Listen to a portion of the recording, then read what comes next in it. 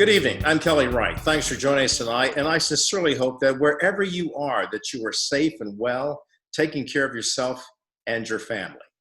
We're going to jump right into this show. We've got a lot coming up. Coming up on the program tonight, we have Mark Morial. He is the president of the National Urban League.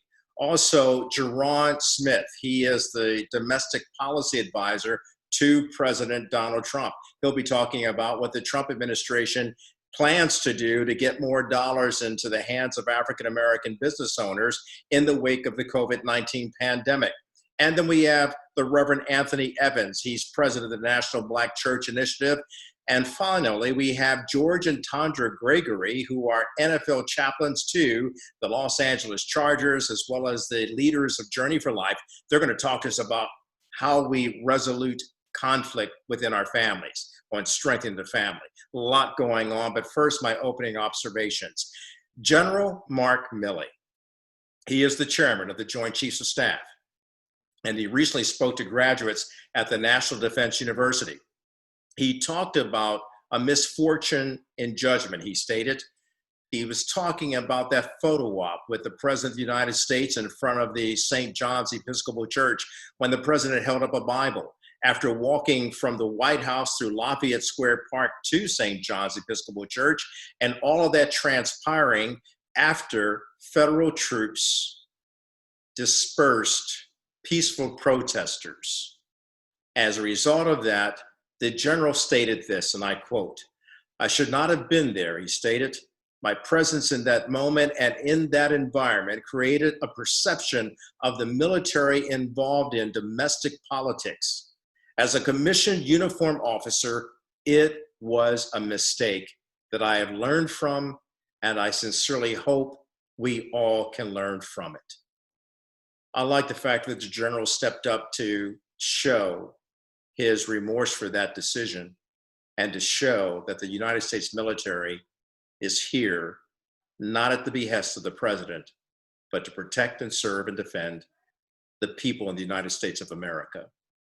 And those are my opening observations. Welcome to the program. So tonight I'm delighted to introduce to you Mark Morial. He is the president and CEO of the National Urban League, the nation's largest historic civil rights and urban advocacy organization.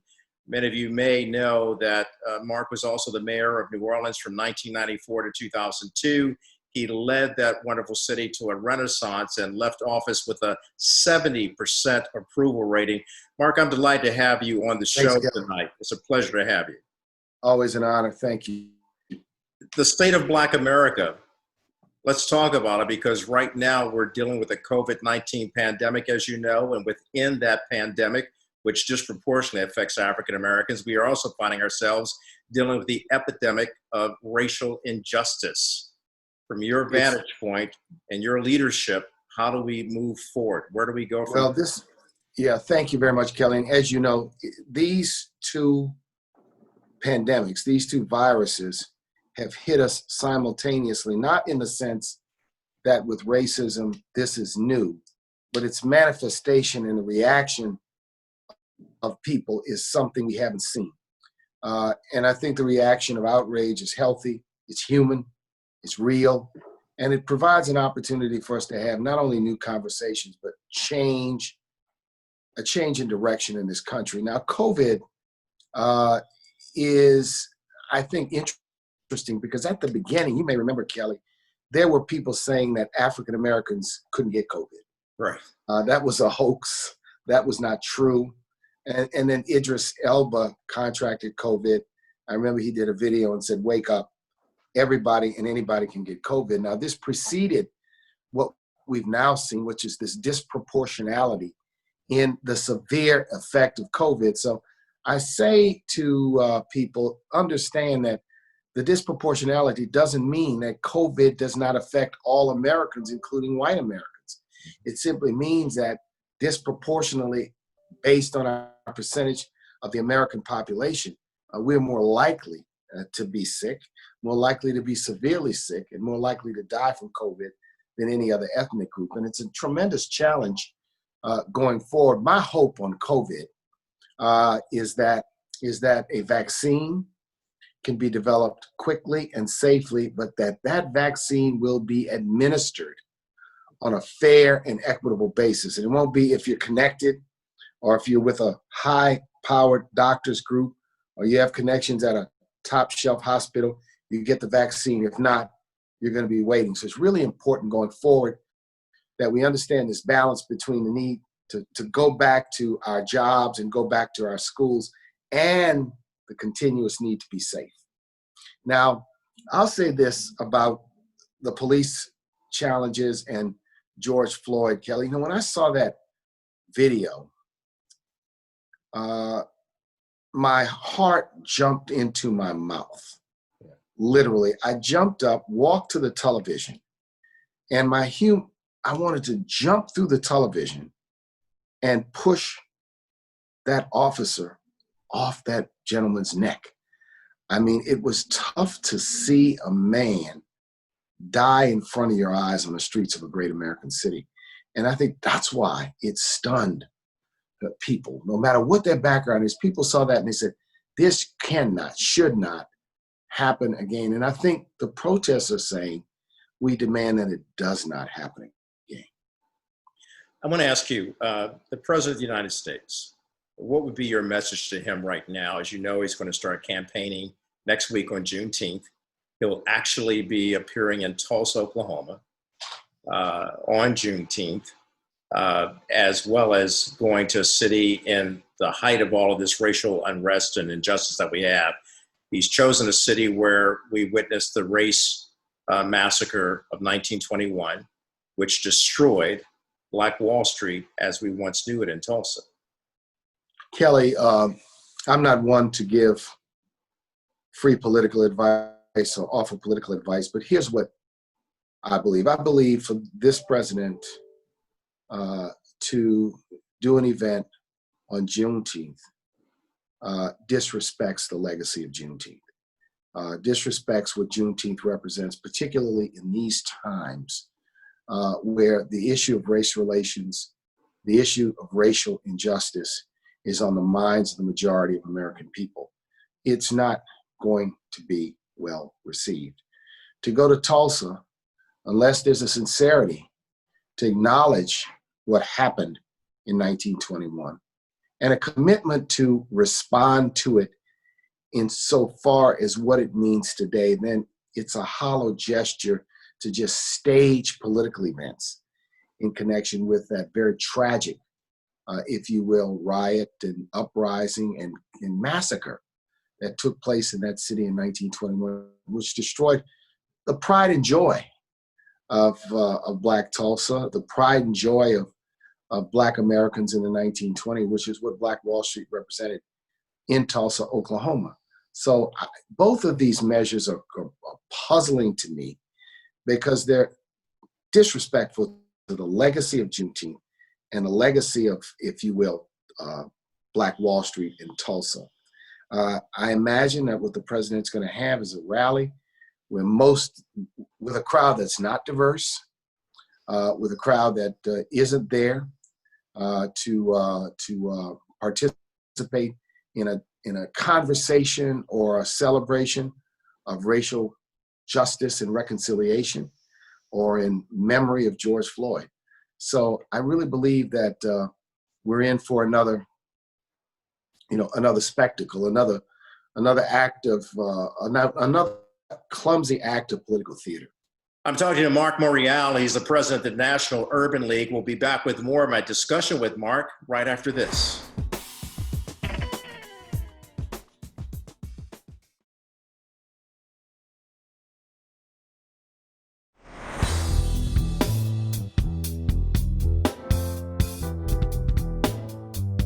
It's something that we saw at Lafayette Park there, where he stood in front of St. John's Episcopal Church with a Bible in his hand. Of course, the Joint Chiefs of Staff Chairman, General Mark Milley, has reflected on that, saying it was an unfortunate, misfortunate opportunity that was that should have never happened. He stated that the general stated himself that he should not have been there because it showed that perhaps the U.S. military was being utilized by the president for purposes. And It's the entire exercise at the church was just another clumsy act of political theater, an effort to stage, indeed, a photo op. And it was striking to me that the president went to the church. He didn't say a prayer. He didn't kneel down. He didn't make a statement. He just went and held up a Bible. To this moment, what was the point here? What was the point to do it at the point in which he did it? But look, I think the country isn't paying attention to that. I think the country and I think the president is disconnected with the mainstream of American people. It's almost like he's in a time bubble of some 25 or 30 years ago, while the American people across the board have moved now to a place where they want racial justice, they want reconciliation, they want candid conversations, they want police reform, they want to fix the criminal justice system. They're aware of the work ahead. This is not a moment. This is the beginning of a new movement. And to be on the streets of American cities and see young Black families, Latino families, white families, teenagers and adults and senior citizens, all there. They weren't called there by a politician. They were not called there by a civil rights leader. They were not organized. They're there spontaneously, organically. They're there on their own. I'm not sure we've seen this kind of reaction at any time in modern American history, which makes it important. But our job, and I feel the job of the National Urban League and many of us, is to press the policy changes, to press the changes in attitude, to press the changes in corporate behavior that are necessary for us to get beyond this legacy of slavery and segregation and discrimination in this country. I mean, let's turn. We have a chance to turn. Yeah. Turn in a new and different way. And I don't want this moment to be wasted. And I'm outraged by what happened to Mr. Floyd. Outraged. But I know you got encouraged by what I see. Mm-hmm. Yeah, I'm encouraged by what we see as well. I know you've got to run, but I want to ask you real quickly about the Gumbo. It's a great book about leadership, and you're giving not just talking points, but points on something that even the President of the United States could follow, and organizing effective servant leadership. These are lessons, and I hope, thank you for mentioning the book, the Gumbo Coalition. And the Gumbo reflects what we see at the protests. Multicultural America, multiracial America, joined together to create a just and fair society. And that was what we dubbed my movement, my political movement in New Orleans. It was the Gumbo Coalition. But the lessons, Kelly, are the lessons that were learned and experienced. They're real stories. Mm-hmm. The Gumbo Coalition is not a textbook on leadership. It's an experiential book on leadership. And I think anyone, from the president to a pastor of a church, could gain insight. Many of the lessons of leadership I learned from others, by working with others, by observing others, in some cases by being in a contest with others. Tough, strong lessons of leadership that the book shares. And so we hope that people will pick it up and read it. And it's also, I think, an enjoyable book because I tell stories from that are very human and very real about people who are very human and very real.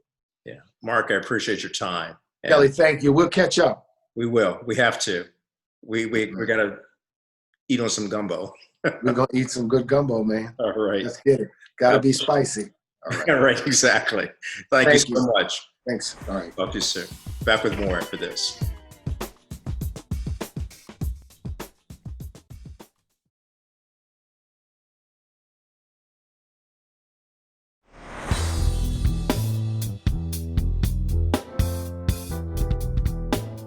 Welcome back to the program. So my executive producer, Clara Wilkerson, had a moment to sit down and talk to Geron Smith, the domestic policy advisor to President Donald Trump. They talked about putting more money into the hands of African-American business owners in the wake of COVID-19. Here now are excerpts of that interview.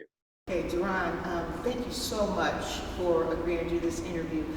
Tell us about the new things that are on the horizon, especially for African American business owners economically. What are the new policies that are coming out that will help with the COVID crisis? Sure. So about a month ago, the president allowed for the White House Opportunity and Revitalization Council to have a renewed focus.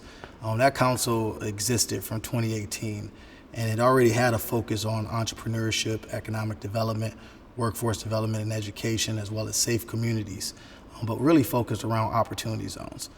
But with the onset of the pandemic, the president thought it was important for that council to take its institutional knowledge and apply it for the recovery of vulnerable populations for COVID.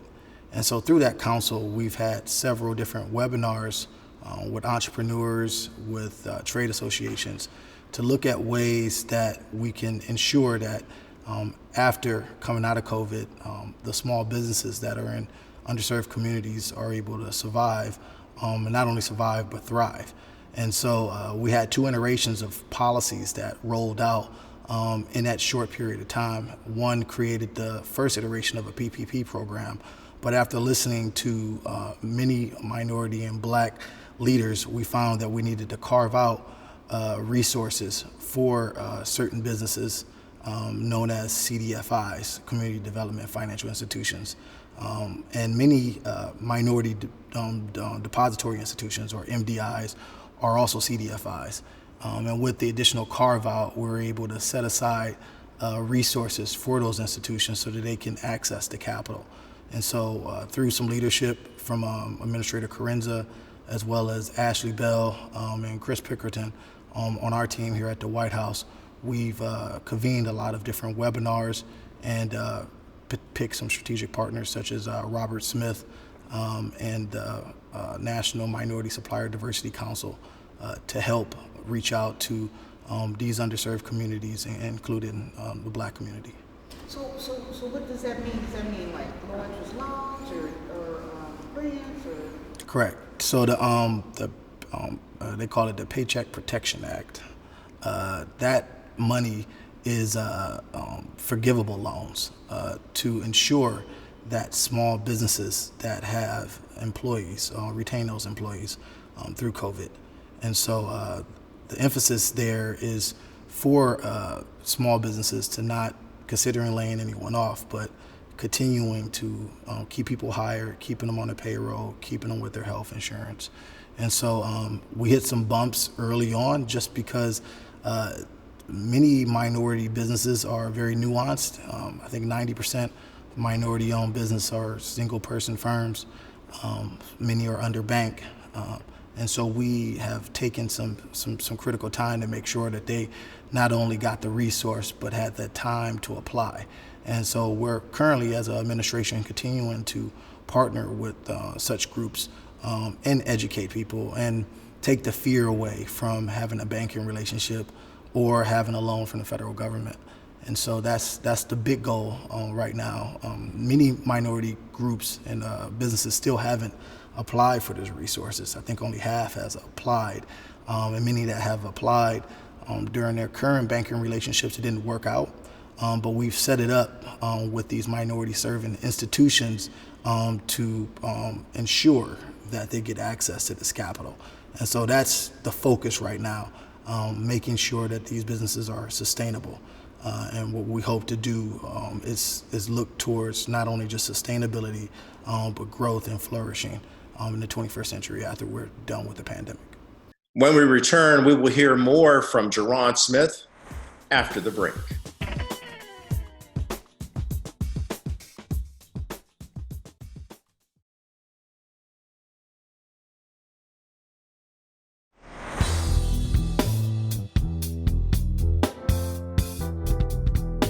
Welcome back to the program, where we continue now with our interview of Geron Smith, the domestic policy advisor to President Donald Trump. And he's talking about opportunity zones and what it means for the African American community. So how is this different from the opportunity zones? Because did you set the opportunity zone program to the side, or? No. So opportunity zones was legislation that passed through the Tax Cuts and Jobs Act at the end of 2017. That would allow for certain designated census tracts to receive capital gain deferment if investor invests in a business or asset that's in these designated zones. That legislation kicks in its big incentives in 10 years because it allows for capital gains forgiveness. So it's a mode for long-term investment and sustainability for small businesses. And so seeing that it was passed in 2017, we still have a long time before that expires. And so because of the pandemic, some may be pushed and others may be not so pushed to spend their capital gains and on these low-income census tracts. So we're working with Treasury to see if we can expand that or extend the timing on that to allow for investment in these low-income areas. And so these two programs could work in concert with each other. And so there are certainly people who are leveraging both. But we also want to allow for time and growth after the pandemic. And it certainly will be a part of our recovery strategy. Okay, so just, I know we don't want to get too far in the weeds on this with the new program. It's a compilation of things, isn't it? Does it address more than just economics? Does it address like healthcare or housing, or is it just? That's for opportunity zones. Well, opportunity zones No, is not opportunity zones. okay. The program that's coming up that you. Okay, so I'll say this, that the White House Opportunity Revitalization Council mentioned that it had a renewed focus on underserved communities, including minority communities. Over the past couple weeks, the council has convened under the leadership of Secretary Carson and Scott Turner to get recommendations from each agency on what are some next steps, where are some gaps where we can help fill in those gaps to ensure that these underserved communities get access to education, access to capital, access to telemedicine, or any type of public health where there's gaps. And so over the next week or so, the president is going to take those recommendations and decide which ones he would want to work with Congress on. And so we had a meeting about a week ago where the initial recommendations were given to the president. And so we're working through those, and we hope to be able to announce specifics on what those recommendations look like. So help is on the way. And when I say that, and I'm going to go someplace here, in the news, and we were just talking about that, people see African American children. We all hate to see that, all humanity or whatever. They see police brutality, they see 100,000 people dead. What can you say to kind of like offset that? To give people hope so, they don't feel like all is lost. Well, one, I will say many of the issues that have plagued the African American community, one of which I've, of course, a part of, are historic in nature, have existed for quite some time. That is why the president created the White House Revitalization Council to begin with. I think that leadership on the front end made us prepared to be able to handle things on the back end now. And so because of the spotlight that COVID has given us, it's given us some energy and some renewed focus and renewed partnerships with local leaders, individuals who don't always work with us, folks on the left and the right, coming together, put politics aside to actually focus on outcomes. And so we have some recommendations. We plan to work with the various different stakeholders to deal with some of these historic disparities. And so that includes everything from historic disparities for health and historic disparities for access to capital. And so there's a lot of things to be hopeful for, because there's a lot of individuals who are committed to those outcomes. And so we look forward to working with partners to get some real things done and produce the right outcomes.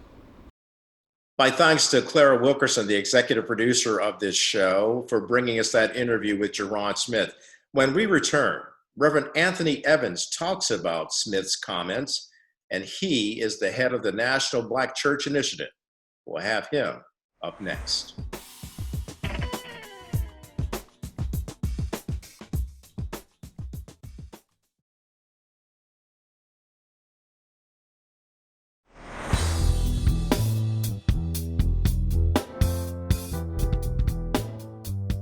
Welcome back to the program. So we just finished hearing from Geron Smith, who of course works with President Trump directly, but we're also hearing a lot of other things that the president is doing. And joining me now to weigh in on that is the Reverend Anthony Evans. He is the president of the National Black Church Initiative. Sir, good of you to join us again this week. It's very important that we hear from you. Given what we heard from, let me beginning what we heard from Geron Smith, who is head of President Trump's urban revitalization program. We heard that he was trying to do more to expand the opportunity zones, to expand the outreach to minority communities, Black and brown communities, to serve them and make sure they get more funding to operate their businesses. What do you say to what Mr. Smith has indicated coming from the White House? Well, you know, one of the things that is amazing about this White House, and a lot of people overlook it, is the fact that they actually do have some good ideals. But beyond the good ideals, they did institute the PPP program. Okay, and everybody is familiar with that program. And we were, the National Black Church Initiative, were very much on that program because we needed to find out where we going to put our resources in helping churches, families, and individuals get themselves together from this unbelievable downturn of the economy caused by the COVID-19. So the deal is that the administration went out of its way, moved some rules and regulation. They did do this so that faith-based communities can qualify. But let me just back up a little bit, because the National Black Church Initiative is a coalition of over 34,000 churches. And within just the 34,000 churches, we took a poll 10 years ago, and we have 70 to 75,000 individual businesses in that church, in our churches. So if you expand it to 150,000 churches, we have about 200,000 businesses in our churches. So of course, we are interested in getting that information to our parishioners so that they can qualify, as well as the church can qualify for the president's program. So the president actually gets some high remarks on the PPP program because it really got down to the nitty gritty and also got down to the individual small churches, very, very small churches. I know of Co-op Baptist Church in Brooklyn who were successful in doing it, not large churches. Very small churches, and it's very independent. And he's the White House person is right. They did have a lot of problems with the white banks. And the reason why the white banks had a lot of problems, they realized the amount of churches and the amount of individuals we have in our congregation, but they were unprepared to deal with the onslaught. And so the administration should have empowered Black banks a year prior to that, in terms of their economic stuff. They call it the White House Opportunity and Revitalization Council. Well, they should have reached out to the Black banks and the Black churches a year ago. And this is the problem that I have with all administration, not Republicans or Democrats. They only contact us when there's an emergency. When there's an emergency, we need more time, of course. Of course, and we are in the middle of a pandemic, which is an emergency situation. I want to go to another point about this Trump administration, because, as you know, the president held a roundtable discussion at a mega church in Texas to discuss building opportunities within minority communities across the country. And he went on to say, the information we're getting from the White House is that the president has been working to get a holistic revitalization and recovery for these underserved communities across the country. How is that settling with the National Black Church Initiative in terms of getting it done, implementing it so that Black Americans and brown Americans can actually benefit, as we've seen white counterparts do throughout this COVID-19 pandemic? Well, Kelly, we have heard that before. We have heard that so many times in our community about a new economic plan to deal with the underserved community. The problem with that is threefold. Number one, the problem with that is that they never ask us what will work in our community. And they need to begin to ask us what will work in our community. So I propose to the White House, what the White House can do is to take these opportunity zones, that they have and turn these opportunity zones into opportunity councils.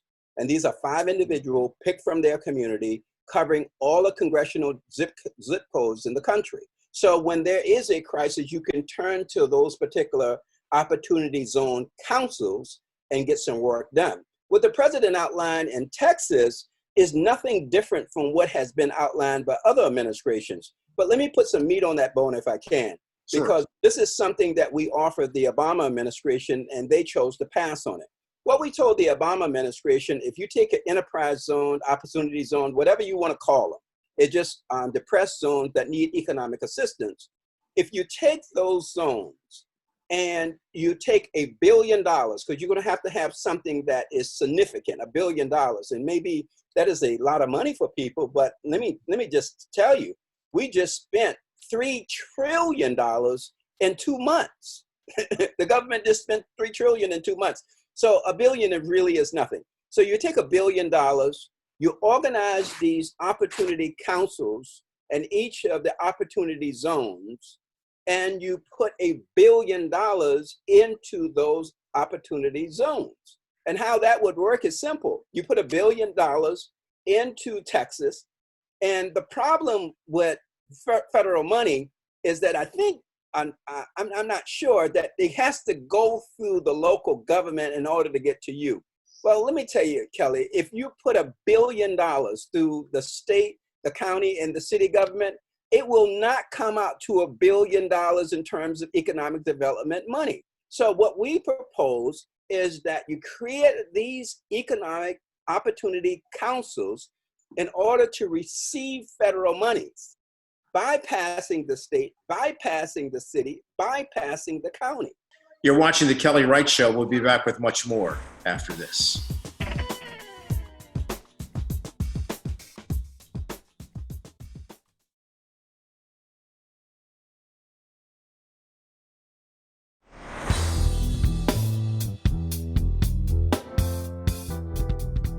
Welcome back. So I'm talking to Rev Anthony Evans. He's the president of the National Black Church Initiative.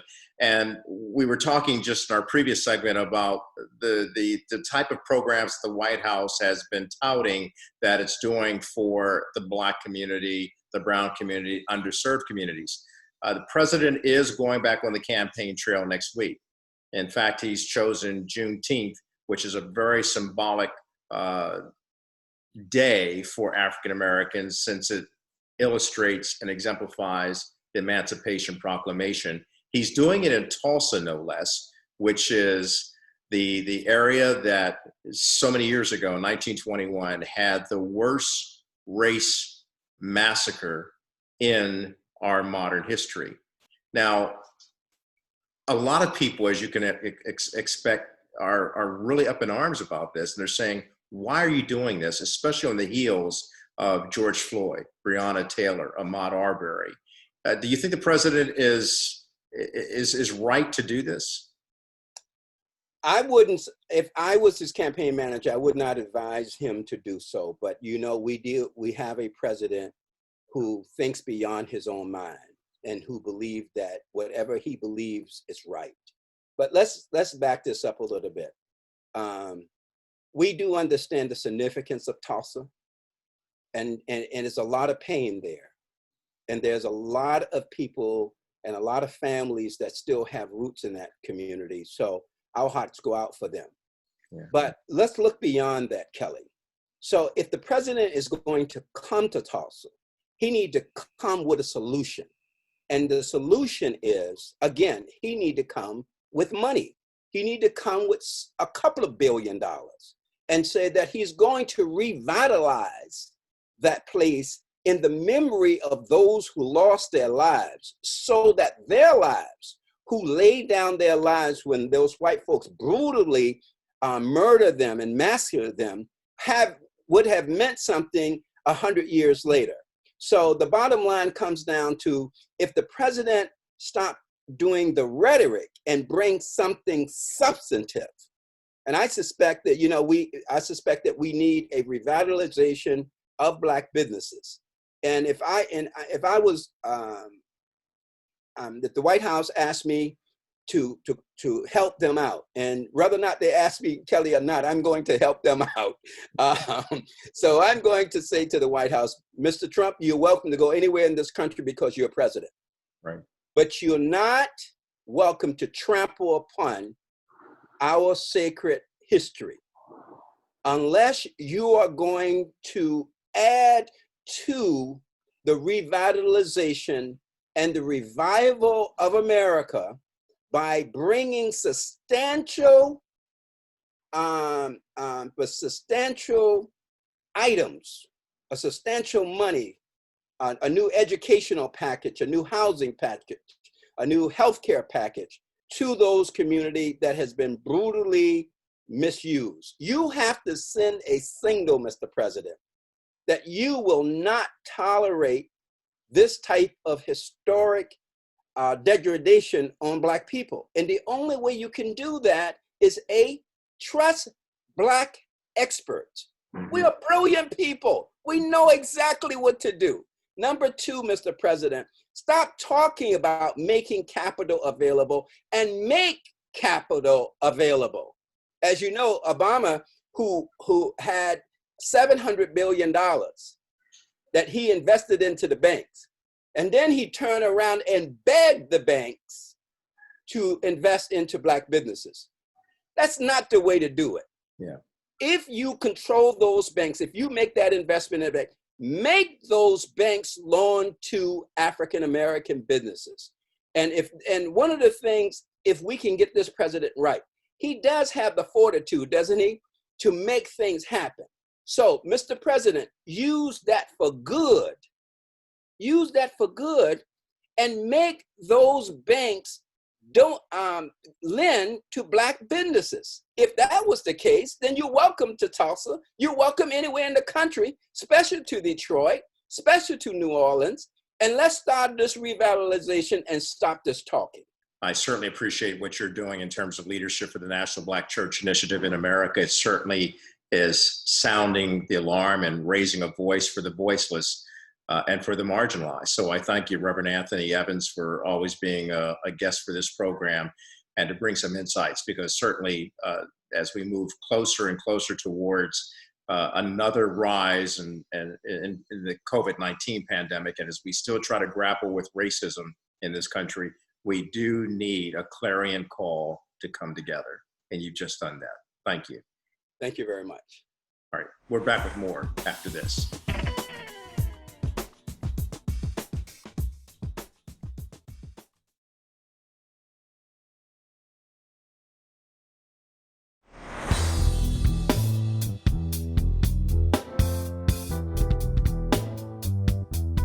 Welcome back to the program. So now we're going to talk about strengthening the family with George and Tandra Gregory.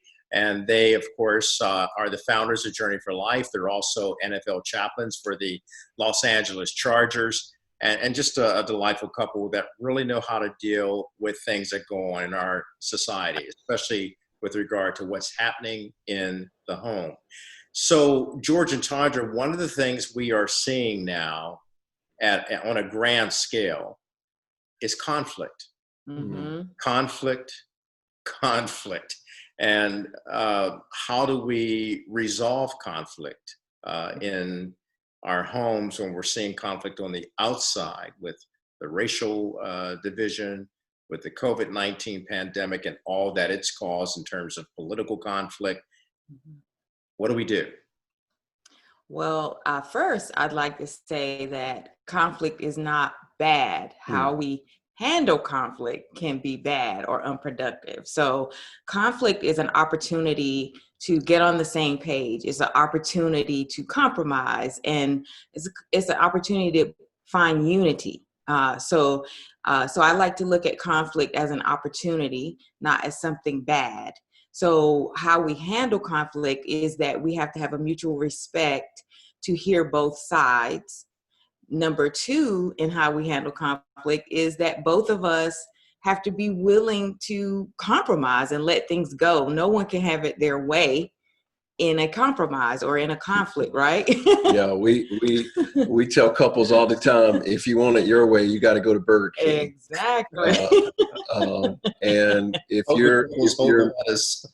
that's right. And so by virtue of being in a relationship and Journey for Life, we don't only teach married, we teach singles how to be in a relationship, or sometimes it's through our coaching, we teach them how to be in a relationship with coworkers, just as coworker to coworker. And so conflict will arise, right? But we have to know that if we want everything our way and try to be rigid and not hear from the other side, then it's going to be a showdown, and we don't want the showdown. And so another aspect of this is conflict arrives sometimes when we don't define what the problem is, right? I know sometimes we call our what they call fights, we call them intense fellowship. Yeah.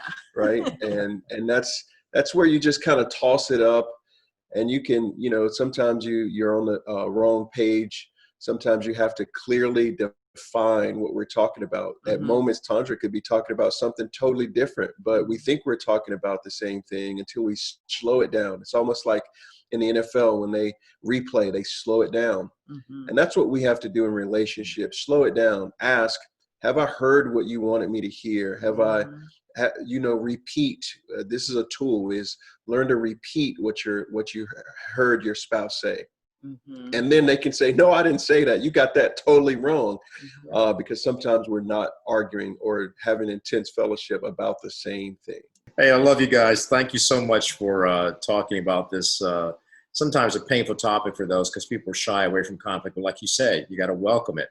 Let's get it on. Let's roll up our sleeves. Let's open up our hearts, our minds, and our mouths in the right way to engage in a wonderful engagement conflict resolution. George and Tandra Gregory, always friends of this show as we work together to strengthen the family. We're back with more after this.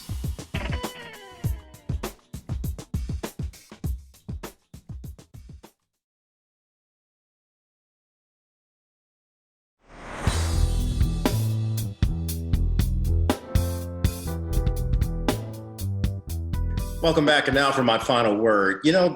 It's easy to hate. Hate is something that we learn to do, and yet it's something that we should never, ever stumble into. Nelson Mandela once stated that if you can learn how to hate someone, you can also teach someone how to love. And that is really what we should be aspiring for. He also stated this: we can change the world and make it a better place. It is in your hands to make a difference. And certainly that's what we all seek to do on this program, to make a difference, a positive change, by not spreading fear, but being united and righted to keep spreading love, freedom, and peace. Have a great weekend, everyone. Good night. Mankind won't survive if our hearts beat aside a hateful rhythm. You see, love isn't bought, but comes with a price of forgiveness, and we all bleed the same. Yeah. If you don't feel it now, just wait. It's coming.